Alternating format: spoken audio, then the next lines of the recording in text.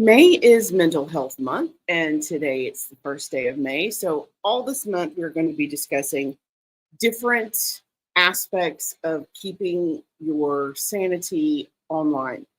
Um, there are so many different ways that it can kind of go sideways on social media or just on the internet in general. People get negative comments, they get trolls, some people get canceled. It happens. So all this month we're going to talk about different ways to kind of keep it together online. But today we are going to discuss imposter syndrome, specifically in social media, but just imposter syndrome in general. Later this month, we're going to talk about kind of setting healthy boundaries so that you are not, uh, I hate to use the word invaded, but it really is invaded because people have their phones with them all the time and they get notifications constantly. We're going to talk about why unplugging matters, why digital detox matters. We're going to talk about mental health resources. We're going to talk about kind of getting healthy and getting away from it all. So let's start today with imposter syndrome. This is something that hits very close to home for me. I, of course, like I think every other normal person in the whole world, everybody experiences imposter syndrome at sometimes. That weird feeling of, oh my goodness, how did I get in here? They're going to figure out I don't belong. They're going to make me leave. I think it happens to everybody. I think it is more prevalent with women than men, but I do think it happens to everyone at some point in their career. And a lot of the information I am going to talk to you about today was taken from or inspired by How to Deal with Imposter Syndrome, Imposter Syndrome Effect by Valerie Young. And I have several other references in here that we will also link in our notes and have links to on our blog so that you can access those if you would like to. So let's go ahead and get started. So first and foremost, in order to stop having imposter syndrome, you have to stop thinking like an imposter. It sounds silly to say it that way, but really and truly, the first step, the first step's admission. The first thing you have to do is realize that you have it, that you might have a problem. So recognizing it is huge. It gives you, it starts to foster that feeling of confidence to kind of bring you back from the edge of imposter syndrome. Okay, now, how do you know? How can you identify that you are actually dealing with this? Well, there's several different signs. One is you feel like you got lucky when actually you're very prepared and you worked really hard to get where you are. And I do that.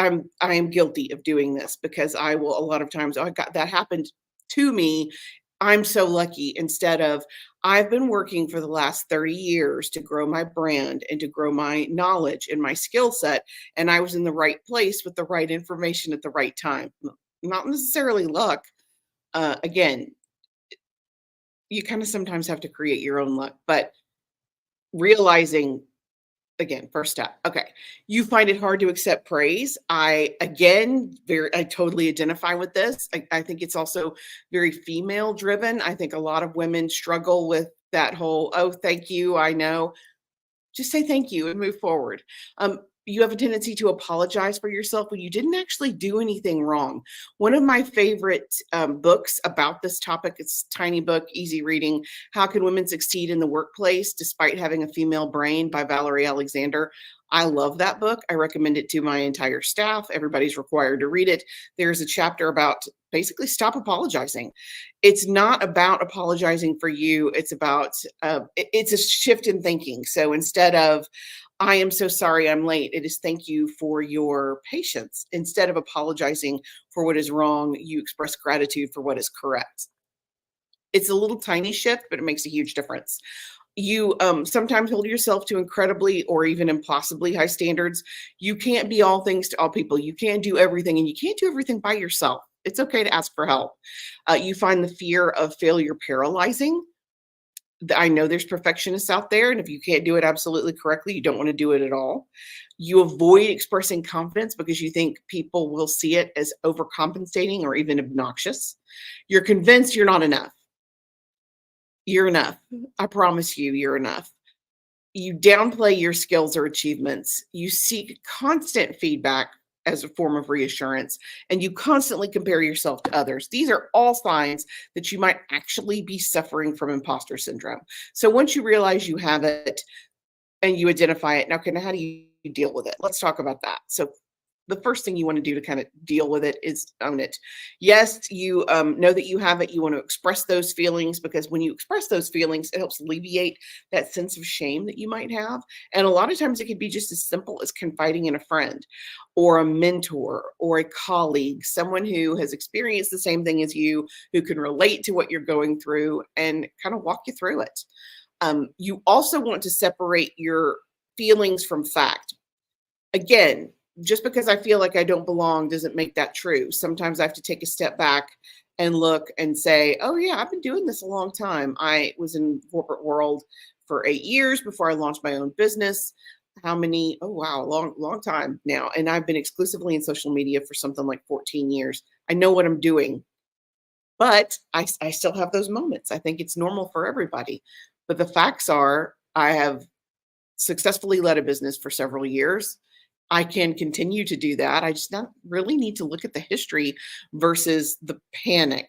You see kind of where I'm going with this. Look at your own history. You've done it before. You can absolutely do it again. And just because you feel ignorant doesn't mean that you are. If there's something you want to learn how to do, or something that's become a huge obstacle for you, address it. Hit it head on. The next step to kind of fixing the problem is know that you're not alone. So many other people have this issue, famous people. And this is one of my favorite quotes. Quote, I have written 11 books, but each time I think, uh-oh, they're going to find out now. I've run a game on everybody and they're going to find me out. That is a direct quote from author, poet, singer, dancer, actress, composer, director, 3-time Grammy winner, National Medal of Arts winner of the Presidential Medal of Freedom and Civil Rights activist, Maya Angelou. So yeah, it does happen to everybody. You want to focus on the positive also. Mistakes happen all the time. It's okay to forgive yourself and hold on to the compliments. It is totally normal to make a mistake. You have to be as gracious with yourself as you would be with a colleague or coworker. Would you berate someone if they were a few minutes late? Probably not. So why would you do it to yourself? You want to speak in that same voice, that same kind voice to yourself that you would speak to other people, which is the very next thing. Be kind to yourself. If you don't win, you learn. I have made so many mistakes. I'm an experiential learner, and it happens, but you have to get back up and do it again. And part of that includes not berating yourself or flogging yourself for doing it wrong to begin with. Would you talk? And part of what helps me kind of keep it in check, if I wouldn't say what I'm currently saying to a child, or more specifically, like when my son was younger, let's say first grade, if I wouldn't talk to him like that, and I would never talk to my son like that, why would I talk to myself like that? That makes no sense. So you want to be as kind to yourself as you would be to others. And your inner dialogue really matters. Those positive affirmations work. Again, another a quote that, oh my God, everyone here is brilliant. You want to kind of shift that to, instead of, oh my God, everyone here is brilliant and I'm not, they're going to figure that out. You want to shift that to, wow, everyone here is brilliant and I'm really going to learn a lot. I highly recommend the book You Are a Badass by Jen Sincero. She helps focus that mental energy in a more positive way so that you can really deal with it and you can really embrace your inner badass, because everybody has one. You also want to visualize your success and celebrate your achievements. Focus on your strengths and collect positive reminders. We have so many amazing, amazing testimonials. But if I'm feeling stressed out, do I look at the testimonials? I do not. I look at the stuff that's negative. So again, everybody kind of does this. You definitely want to look at what's positive and hold on to that.